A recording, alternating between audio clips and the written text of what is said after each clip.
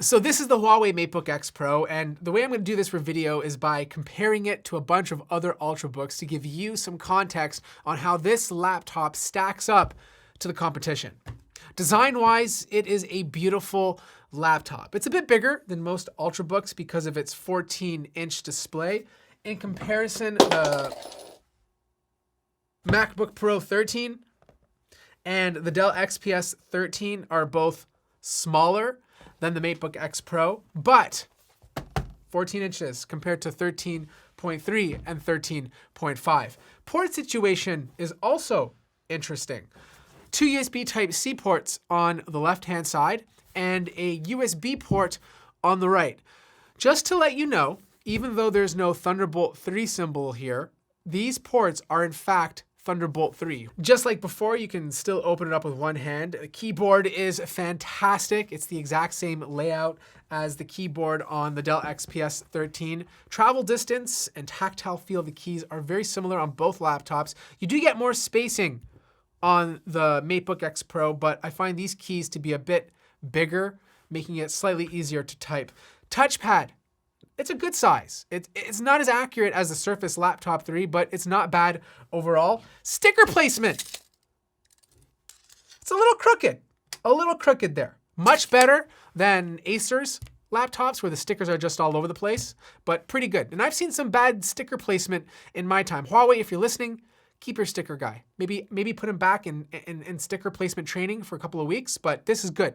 This is good sticker work. So internally, you can technically upgrade the SSD. It's right under here, but you'd have to take off this entire portion, which means you'll probably have to repaste the CPU and GPU when you do it. RAM is soldered onto the motherboard, so you can't upgrade that, but you do have this big battery. And the battery life is actually pretty good. I was able to get over 10 hours of use doing productivity before needing to charge.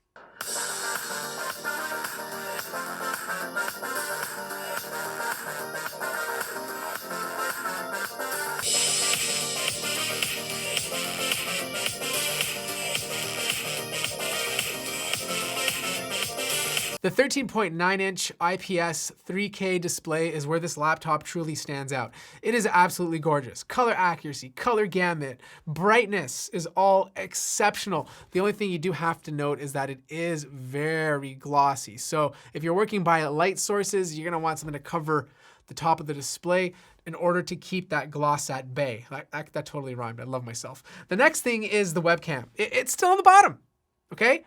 It's not a good place. This was cool when it was originally announced a long time ago.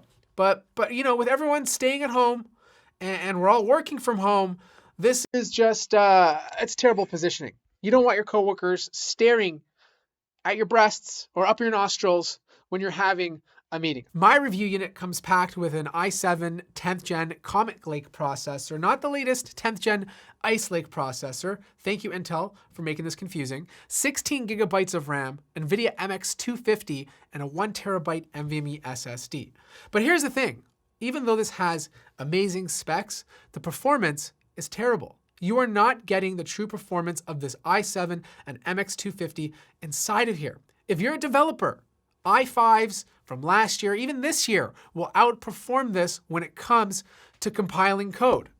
If you're someone who wants to utilize the GPU, it's not performing up to an MX 250 capabilities. It's actually almost on par with an MX 150. And the problem is, when you're pushing the CPU and GPU together, this thing power throttles so poorly that it goes well below base clock to the point where it's unacceptable.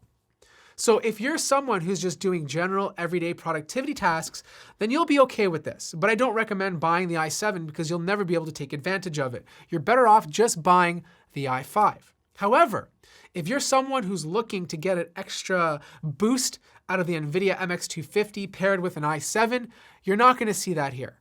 Huawei is prioritizing fan noise and cooling over performance. And the heating solution or cooling solution they have inside of here is just not adequate to allow these things to run freely. So anyways, that wraps up my review of the Huawei MateBook X Pro. It's a gorgeous laptop. It's a beautiful laptop, but the performance is unacceptable for what you get. And I think if you're paying that kind of money, you're owed as the user who's buying it to see at least most of it. Like the video if you liked it, subscribe if you haven't already, and I'll see you guys in the next video.